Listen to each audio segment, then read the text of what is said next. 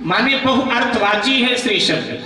अब तिलक हम किसको करते हैं? जिसको हम अपने से श्रेष्ठ मानते हैं उसके मस्तक पर तिलक करते हैं। श्री माने सौभाग्य, माने वेद व्यास जी ने भागवत के पहले श्रीमद शब्द लगा करके उसका तिलक किया है, टीका किया है कि 18 महापुराणों में भागवत ही सर्वश्रेष्ठ महापुराण है, इसलिए श्रीमद। फिर 4 अक्षर हैं, भा, गा, वा और ता। भा माने भक्ति, गा माने ज्ञान, वा माने वैराग्य, ता माने त्याग। भागवत में क्या है? तो भागवत में भक्ति की कथा है, भागवत में ज्ञान की कथा है, भागवत में वैराग्य की कथा है और भागवत में त्याग की कथा है। जो इसे बार बार श्रवण करता है, बार बार सुनता है, उनमें भक्ति आती है, ज्ञान आता है, वैराग्य आता है। और जब ये 3 आ जाते हैं तो विषम से विषम त्याग उसको करना पड़े तो मुस्कुराते हुए उसका त्याग कर देता है, उसको परेशानी नहीं होती। क्योंकि इस कथा का जो नायक है, ध्यान दें, इस कथा का जो नायक है कौन है? एक मिनट भैया, श्रीमद् भागवत कथा के नायक कौन है? श्रीमद् भागवत कथा के नायक कौन है? हीरो जिसको बोलते हो आपसे, हाँ? सुखदेव जी वक्ता हैं, सुखदेव जी वक्ता हैं। नायक भगवान श्री कृष्ण है और कृष्ण जैसा त्यागी कोई विश्व में नहीं हुआ। ध्यान दें, कृष्ण जैसा त्यागी कोई विश्व में हुआ ही नहीं। एक तरफ आप कृष्ण को देखोगे तो लगता है इनका मन राग रंग में सना हुआ है, लेकिन दूसरी तरफ जब दृष्टि दौड़ाओगे तो कितना जबरदस्त त्याग कृष्ण ने किया। अपनी जन्मभूमि किसको प्रिय नहीं होती है? अपने माता पिता किसको प्रिय नहीं होते हैं? और वो गोपियां, वो राधा ललिता की गोपियां जिनके लिए भगवान भागवत में बोले हैं कि मैं चिरकाल तक तुम सबकी सेवा करता रहूं तो भी मैं तुम्हारे ऋण से ऋण नहीं हो सकता हूं। ये भागवत में भगवान बोले हैं दशम स्कंद में। लेकिन जब देश और धर्म की बात आ गई तो भगवान श्री कृष्ण ने त्याग कर दिया ब्रज का। और ब्रजवासी कितना रोए, गोपियां कितना रोई, लेकिन क्या भगवान श्री कृष्ण लौट कर आए? तो आपका जवाब होगा नहीं आए। क्योंकि देश धर्म के लिए जरूरी था कि वो ब्रज का त्याग करें और द्वारिका में पधार जाएं। इसलिए देश और धर्म की रक्षा के लिए उन्होंने ब्रज का त्याग कर दिया। और ध्यान दीजिएगा, भागवत का अंतिम चरण कितना भयावना है, कितना डरावना है। जब उनके अपने बेटे पोते उनके खिलाफ हो जाते हैं और धर्म का परिहास करते हैं, धर्म के द्रोही बन जाते हैं, तब भगवान श्री कृष्ण ने अपने बेटे पोतों का माने संपूर्ण परिवार का त्याग कर दिया और कृष्ण के सामने उनका विनाश हो गया। इतना जबरदस्त त्याग है भगवान श्री कृष्ण मेरे भाई में। ऐसा विश्व में किसी ने त्याग नहीं किया जितना जबरदस्त त्याग भगवान श्री कृष्ण ने की। अपने आंखों के सामने मुस्कुराते हुए यदुवंश के विनाश को उन्होंने देखा। अगर कौरवों के विनाश को मुस्कुराते हुए उन्होंने देखा तो विनाश उन्होंने यदुवंश का भी मुस्कुराते हुए देखा। कल को लोग ये ना कहें कि कौरव अनाचारी थे तो कृष्ण ने उनका विनाश करवा दिया, लेकिन अपने बेटे पोते उनके अनाचारी रहे लेकिन उनकी उन्होंने रक्षा किया। कल को जमाना ये न कहे मैं अनाचारियों के विनाश के लिए आया हूं, तो चाहे वो मेरे अपने हों चाहे पराये हों, विनाश इनका भी निश्चित है और उनका विनाश अपने आंखों के सामने श्री कृष्ण ने करवा दिया। मेरे भाई बहन, पाश्चात्य जगत के जो विद्वान हुए ना, वो तो इतने भ्रम में पड़ गए श्री कृष्ण को लेकर कि उन्होंने लिखा कि भारत में एक समय में 2 श्री कृष्ण हुए हैं। ध्यान दीजिएगा, भारत में एक समय में 2 श्री कृष्ण हुए हैं। बोले वो कैसे? बोले एक श्री कृष्ण वो जिसका वर्णन भागवत में है। भागवत का कृष्ण कितना रसिक लगता है, हा? कितना कितना सजीला लगता है। और दूसरा कृष्ण महाभारत का कृष्ण कितना कूटनीतिक राजनीतिक। तो पाश्चात्य जगत के कई विद्वानों ने कहा कि भाई महाभारत को और भागवत को पढ़कर ये हमने पाया कि कृष्ण दो हुए हैं, एक भागवत वाला एक महाभारत वाला। हमारे भारत के विद्वानों ने कहा नहीं नहीं साहब, एक ही हुआ है, हमारा कृष्ण बहुआयामी है, हमारा कृष्ण जो है वो बहुआयामी है। वो बांसुरी भी बजा सकता है, लेकिन सुदर्शन चक्र भी चला सकता है, वो गायें भी चरा सकता है, लेकिन गीता का ज्ञान भी उसके मस्तिष्क में है। इसीलिए भारतीय मनीषा ने, इसीलिए भारतीय दर्शन ने भगवान श्री कृष्ण को पूर्ण ब्रह्म कहा है, पूर्णावतार कहा है, 16 कलाओं से परिपूर्ण कहा। भागवत का अर्थ है भगवान से मिलने का साधन। संत का आश्रय लेने वाला संत बनता है और भगवान का आश्रय लेने वाला भगवंत बनता है। भागवत में 3 बार मंगलाचरण किया गया है, बाकी ग्रंथों में मंगलाचरण 1 बार मिलेगा, लेकिन भागवत में मंगलाचरण 3। आदि में व्यास देव का मंगलाचरण है, मध्य में सुखदेव जी का मंगलाचरण है और अंत में सूत जी का मंगलाचरण है। 3 बार मंगलाचरण किया। माने भागवत जी हमको बताती हैं कि जीवन के तीनों अवस्थाओं में भगवान से जुड़े रहो, बचपने में, जवानी में और बुढ़ापे में, तीनों अवस्थाओं में भगवान से तुम्हारा संबंध जुड़ा होना चाहिए। जो लोग ये मानते हैं कि ये भजन भक्ति ये तो बुढ़ापे का विषय, बुढ़ापे में करेंगे, कई नवयुवक ये जवाब देते हैं कि अभी हमारा महाराज कोई बुढ़ापा थोड़ा आ गया, ये कथा तो बूढ़े लोग सुनते हैं। नहीं नहीं, बूढ़े ना सुने तो भी चलेगा, जीवन पार कर चुके हैं, सुनना तो युवाओं को चाहिए। आ जाती, और अगर बुढ़ापा आ भी गया तो बुढ़ापे में भजन हो कहां पाता है। घंटे कथा अगर शरीर अस्वस्थ हो गया तब तो मुश्किल है। तन बिन वेद भजन नहीं वरना वेद।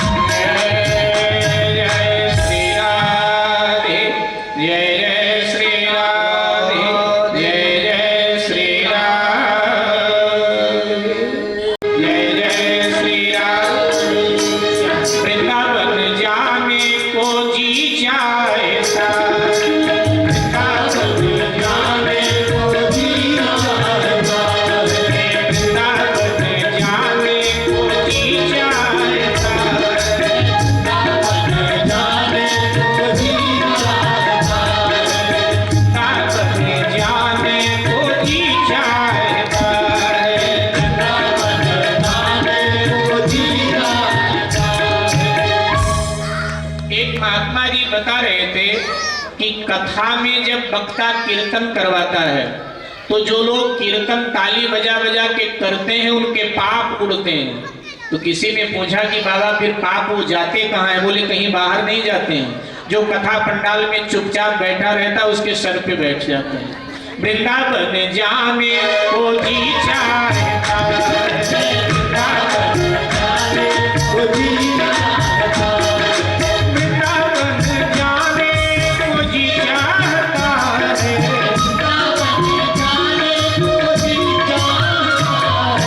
राधे राधे गाने को जी चाहता है, राधे राधे गाने को जी चाहता है।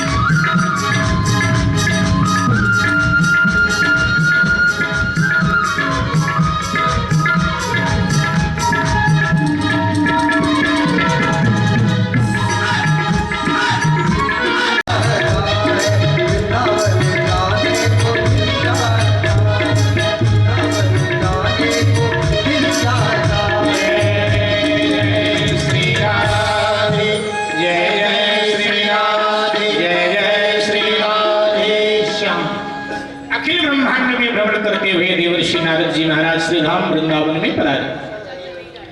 यमुना के तट से जब निकल रहे थे तो देवर्षि नारद जी महाराज ने देखा एक दिव्य युवा स्त्री खड़ी रो रही है, उसके पास और अनगिनत स्त्रियां खड़ी उसे धैर्य बना रही हैं और दो पुरुष अचेतन अवस्था में पड़े हुए हैं। देवर्षि नारद जी के मन में आया कि मैं इधर जाऊं, पूछूं क्या मामला है, लेकिन फिर सोचा मैं साधु हूं और शास्त्र कहता है साधु को स्त्री संगत से दूर रहना चाहिए, तो अब मैं ऐसे स्त्रियों के बीच में जाऊं ये ठीक नहीं, कोई पुरुष होता तो मैं जरूर जाता। तो नारद जी वहां से जाने लगे, आगे बढ़ने लगे। इतने में आवाज आई, रोने वाली स्त्री ने आवाज लगाया, भो भो साधु क्षणम तिष्ठा, हे साधु महाराज ठहरो रुको।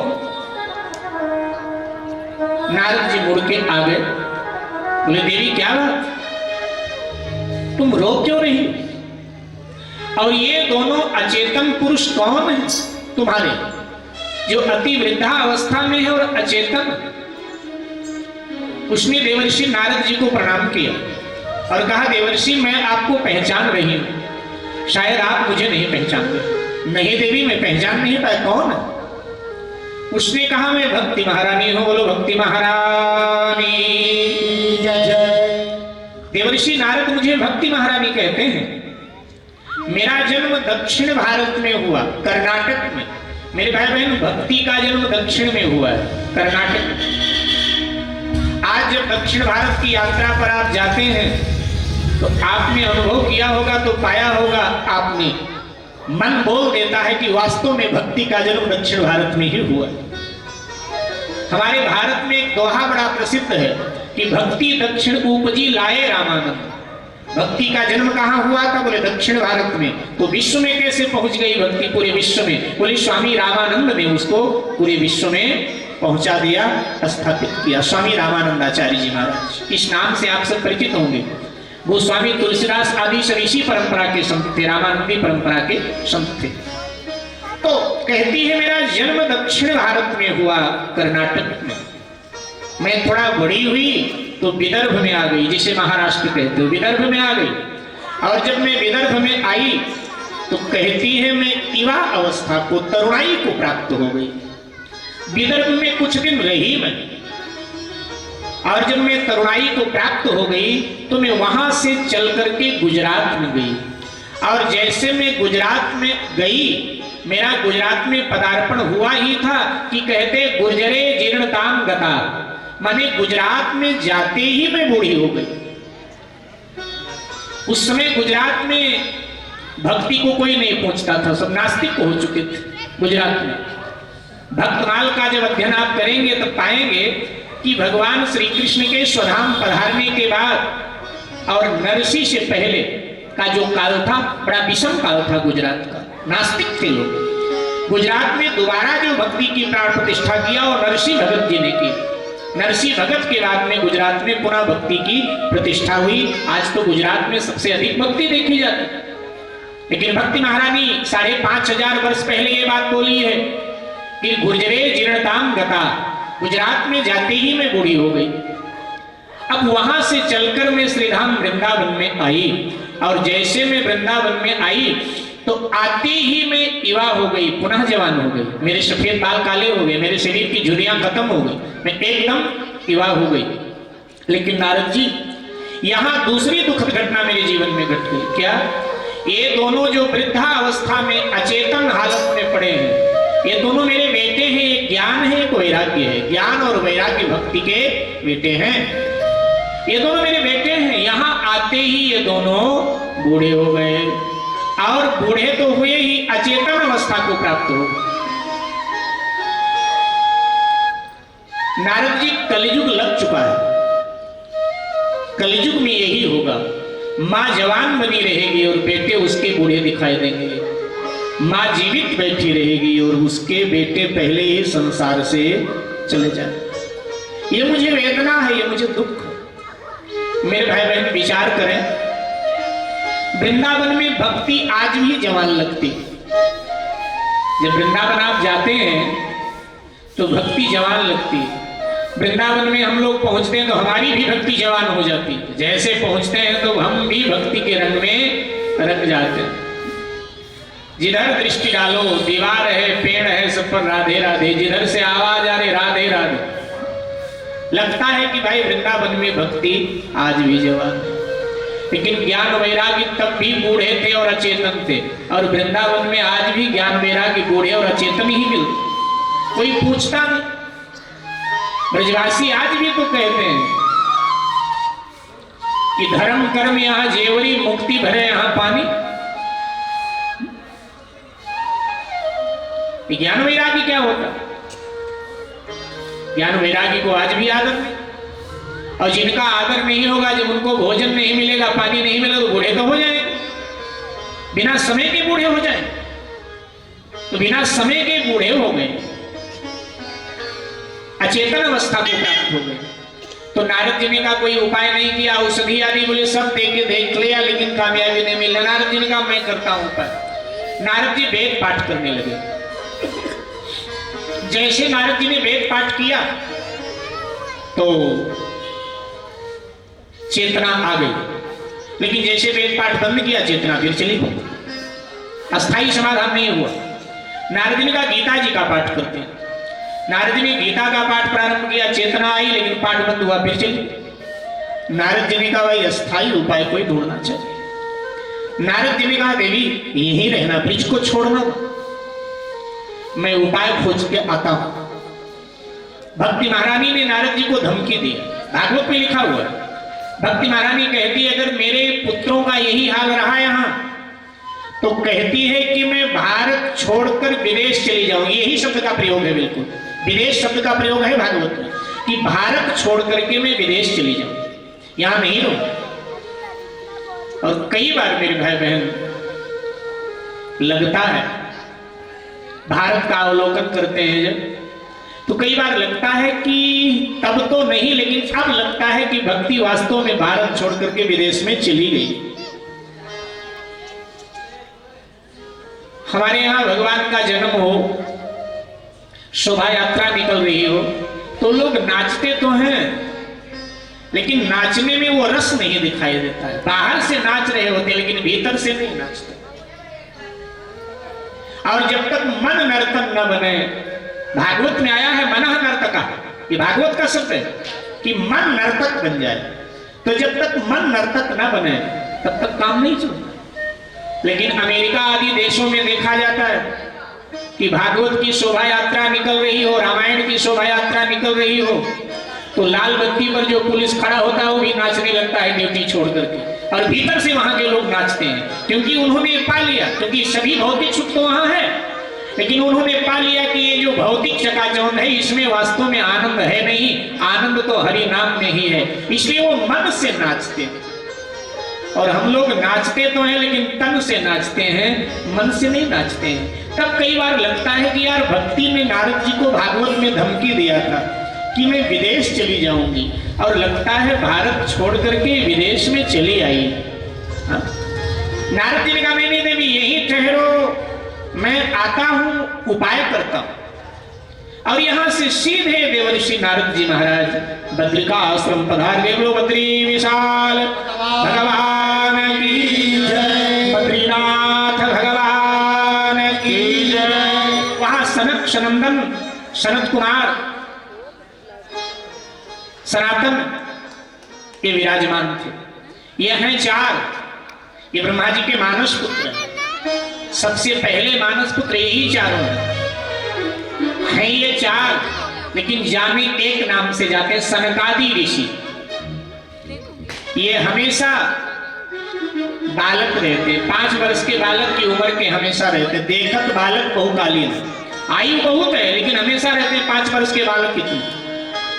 देवर्षि नारद जी सनकादि ऋषियों का दर्शन करते हैं और अपनी समस्या बताते हैं। सनकादि ऋषियों ने कहा कि इसके लिए तो भागवत कथा कहना पड़ेगा, 7 दिन भागवत कही जाए ज्ञान वैरागी के लिए, तरुण भी हो जाएंगे, उनकी चेतना भी वापस आ जाएगी। कोई वक्ता ढूंढ लो और भागवत कहलवा दो। नारद जी ने कहा महाराज आपसे श्रेष्ठ वक्ता कौन होगा, इसलिए आप ही कहें। सनकादि ऋषियों ने कहा हम ही कहें, बोले हाँ। तो सनकादि ऋषियों ने कहा चलो फिर कहीं नीचे मैदान में कहेंगे। बोले महाराज बद्रिका आश्रम में ही कहो ना, पवित्र क्षेत्र है, पावन क्षेत्र है। बोले वो तो ठीक है, लेकिन यहाँ सभी लोग बैठ नहीं पाएंगे। यहाँ तो अमलात्मा विमलात्मा सिद्ध महापुरुष ही बैठ पाएंगे, क्योंकि इतनी सर्दियां। अच्छा ये महीना कौन सा था? कार्तिक का मास था, और कार्तिक मास में तो द्वितीया को ही कपाट बंद हो जाते। तो कहा कि सभी तो यहाँ नहीं बैठ पाएंगे, तो कहा कि हम हरिद्वार में कहेंगे, मैदानी भाग है, वहां ज्यादा लोग सुन भी सकेंगे, और जितना ज्यादा सुने उतना ज्यादा लाभकारी है समाज के लिए। तो हर की पैड़ी पर आ गए, बद्री आश्रम से हर की पैड़ी पर आ गए सनकादि ऋषि। और यहां मेरे भाई बहन ये कथा का शुभारंभ हुआ। कार्तिक शुक्ल नवमी को, ध्यान दीजिएगा, जो सनकादि ऋषियों ने कथा कही उसकी तिथि थी कार्तिक शुक्ल नवमी। तो कार्तिक शुक्ल पक्ष नवमी तिथि को यह कथा हुई। जो सुखदेव जी ने कथा कही, ध्यान देंगे, सुखदेव जी ने कथा जो परीक्षित को सुनाई थी, वो भगवान श्री कृष्ण के स्वधाम गमन के 30 वर्ष बाद भादो शुक्ल नवमी तिथि को सुखदेव जी ने कथा सुनाना प्रारंभ किया था परीक्षित को। गोकर्ण जी ने उसके 200 वर्ष बाद, माने सुखदेव जी वाली कथा के, बात समझ में आ रही है ना सबके, सुखदेव जी वाले कथा के 200 वर्ष बाद गोकर्ण जी महाराज ने आषाढ़ शुक्ल नवमी को धुंधकारी को कथा सुनाई थी। आषाढ़ शुक्ल नवमी को प्रारंभ किया था, और उसके 30 वर्ष बाद ये कथा जिसकी चर्चा मैं कर रहा हूं, कार्तिक शुक्ल नवमी को प्रारंभ किया सनकादि ऋषियों ने हरिद्वार में हर की पैड़ी पर। साहब मंगलाचरण ही अभी हुआ था कि इतने में देवर्षि नारद जी ने उत्तर की ओर देखा तो जोर से चिल्लाए, बोले आ गई आ गई आ गई। तो कहने लगे कौन आ गई? लोग कहने लगे बोले ओ देखो भक्ति महारानी आ गई। तो सब उठकर खड़े हो गए, भक्ति महारानी की ओर देखने लगे। भक्ति महारानी अकेले नहीं आ रही है, उसके दोनों बेटे ज्ञान और वैराग्य भी उसका हाथ पकड़कर चल रहे हैं दाएं बाएं, तरुण हो गए और चेतना भी उनमें आ गई। तो भक्ति महारानी आ रही है और मंद गति से नहीं आ रही, तो गति तेज है और नाचती हुई भक्ति महारानी आ रही है। तो नाचती हुई भक्ति महारानी भागवत की कथा में प्रवेश कर जाती, और जैसे ही भागवत कथा में नाचते हुए प्रवेश किया तो सब खड़े होकर नाचने लगे। और जब सब नाचने लगे तो उद्धव जी प्रकट हो गए मजीरा लिए हुए। उद्धव जी के हाथ में मजीरा, उद्धव जी प्रकट हो गए, मजीरा बजाने लगे। अर्जुन प्रकट होकर के मृदंग बजाने लगे। तो भगवान मुरली मनोहर श्री कृष्ण भी प्रकट होकर के बांसुरी बजाने लगे और दिव्य नर्तन होने लगा और दिव्य गायन होने लगा। तो आइए कुछ क्षण हम भी संकीर्तन का आनंद लेते हुए फिर आगे बढ़ते भाव श्रद्धा से। जय जय श्री राधे, जय जय श्री राधे, जय श्री राधे। काली कमली वाला मेरा यार है, काली कमली वाला मेरा यार है, मेरे मन का मोहन मिलता है। काली कमली वाला मेरा यार है, मेरे मन का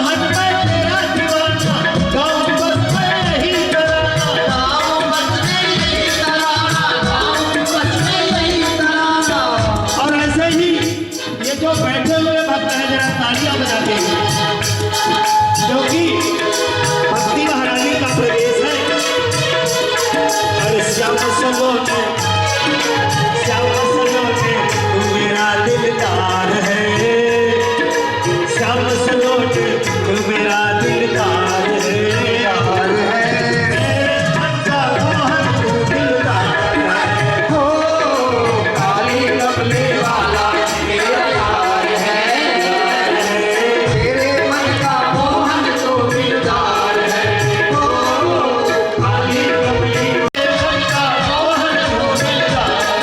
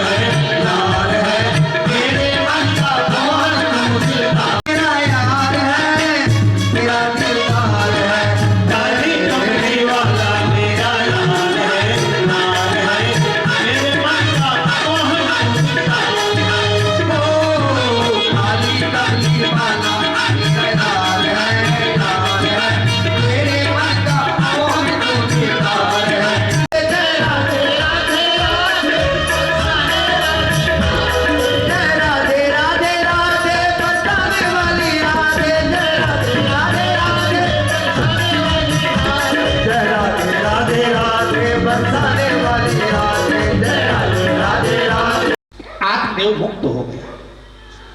गोकर्ण जी ने विचार किया कि मुझे भी घर छोड़ देना चाहिए, घर में रहूंगा तो संग का रंग ना लग जाए मुझे, और संग का रंग लग गया तो मैं भ्रष्ट हो जाऊंगा। और थोड़ा ध्यान दें मेरे भाई बहन, कान खोलकर सावधानी से सुने। संग का रंग बड़ा भयंकर होता है। अगर एक बार संग का रंग लग जाए तो जल्दी छूटता नहीं है।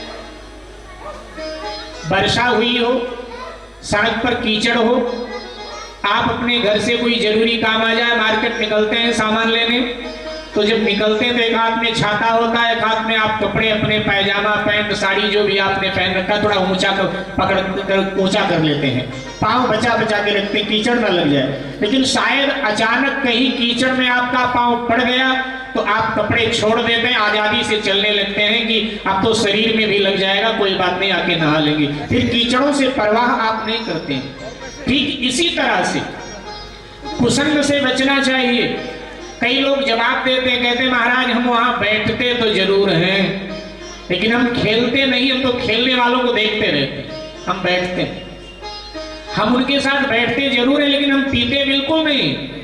भैया आज बैठते हो तो कल पियोगे ये पक्का है, आज बैठते हो तो कल खेलोगे भी ये भी पक्का है। इसलिए अच्छा है कि ना बैठो, वहां जाओ ही मत उधर। भारतेंदु हरिश्चंद्र जी की पंक्तियां हैं, कवि भारतेंदु हरिश्चंद्र जी की, कि काजल की कोठरी में कैसो ही सयान हो जाए, एक लीक काजल की लागी है पे लागी है। काजल की कोठरी में कितना संभल कर घुसोगे आप, लेकिन कहीं ना कहीं दामन पर धब्बा तो लगेगा, ये पक्का है। इसलिए अच्छा है हम घुसे ही क्यों काजल की कोठरी में।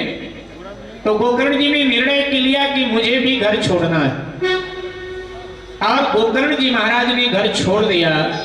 गोकर्ण जी चले गए काशी, और काशी में जाकर के भागीरथी के तट पर भगवान का भजन करते। मेरे भाई बहन सूरदास बाबा बोले, सूर सागर की ये पंक्तियां हैं, सूरदास बाबा बोले, सभी लोग गुनगुनाइएगा, म्यूजिक थोड़ा हल्का रखिएगा। तजोरे मन हरि विमुखन के संग, तजोरे मन हरि विमुखन के संग, हरि विमुखन के संग, हरि विमुखन के संग, तजोरे मन हरि विमुखन के संग, तजोरे मन हरि विमुखन के संग। सभी लोग गुनगुनाइएगा, कुर्सी वाले भी गाँव में थोड़ा साल में से हाथ बाहर निकालो।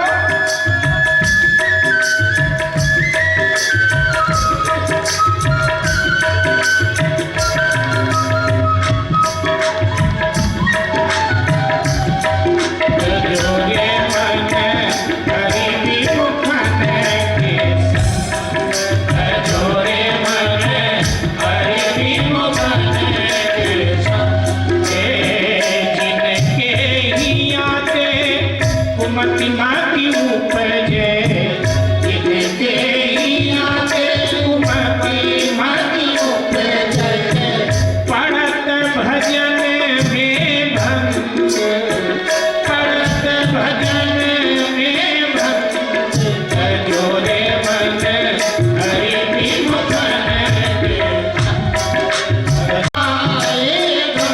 तजोरे मन हरि विमुखन के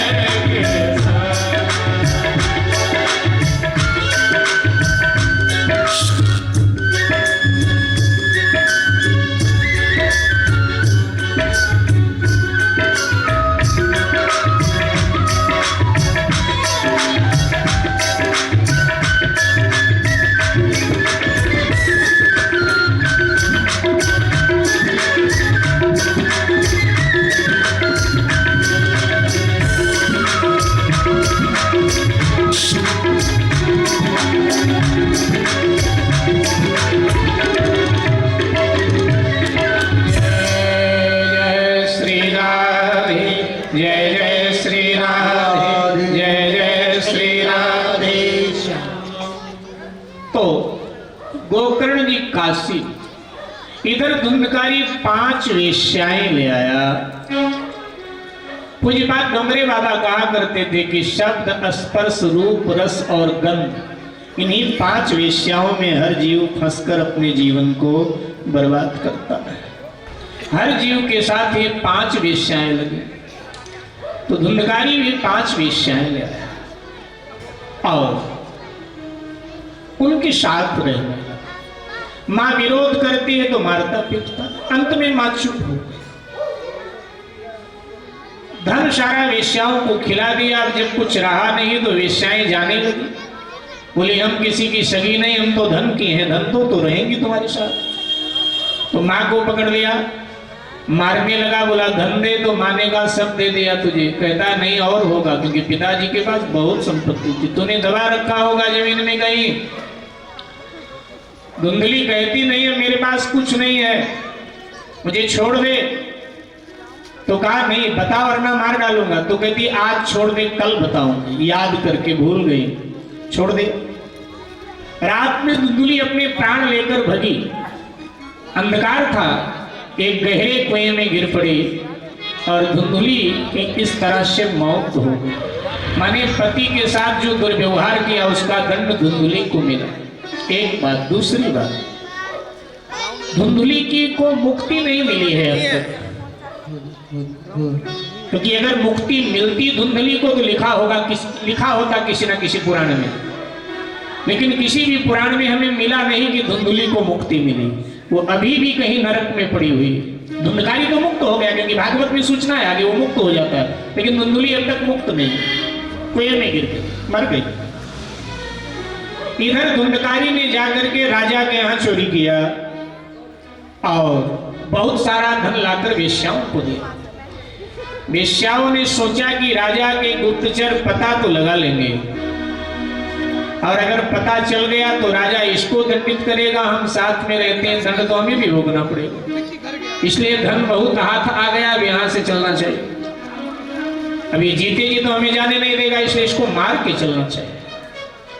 आज धुंधकारी मदिरा पीकर जब धुत नशे में सो रहा था, वेश्याओं ने हाथ पांव उसका चारपाई में बांध दिया और जलती हुई अग्नि उसके मुंह पे रख दिया, तो धुंधकारी झुलस करके मर गया।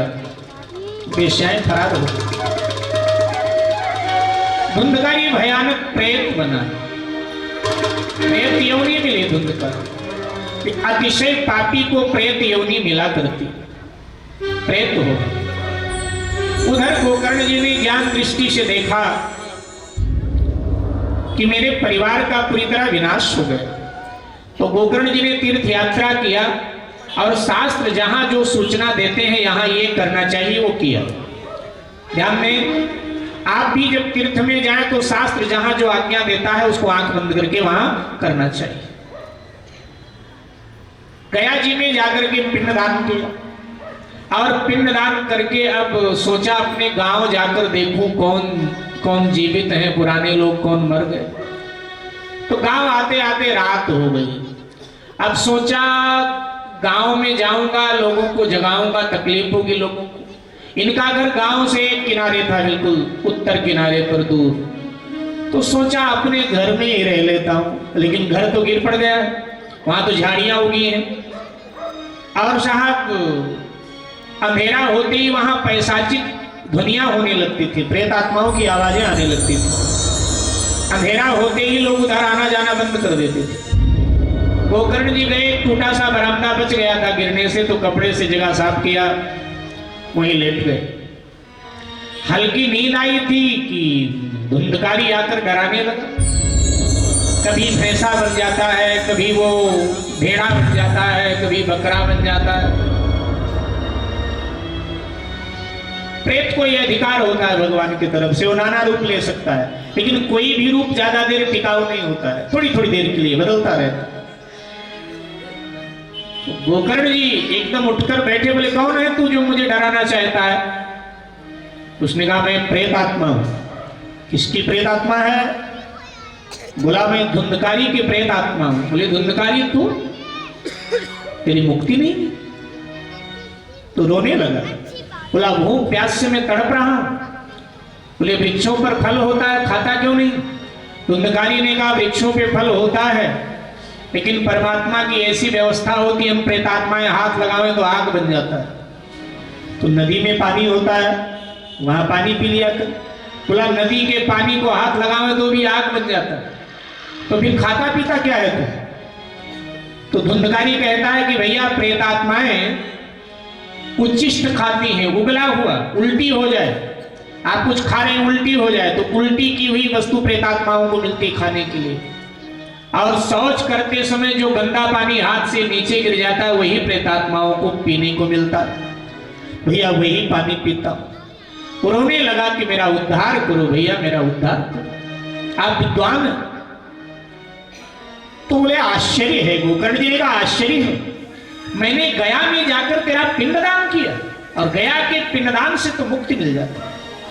धुंधकारी ने कहा हाँ, साधारण से पापी की मुक्ति गया से मिल जाती, लेकिन मैं असाधारण पापी, भैया गया श्राद्ध सतेनापि मुक्तिर्मे न भविष्यति।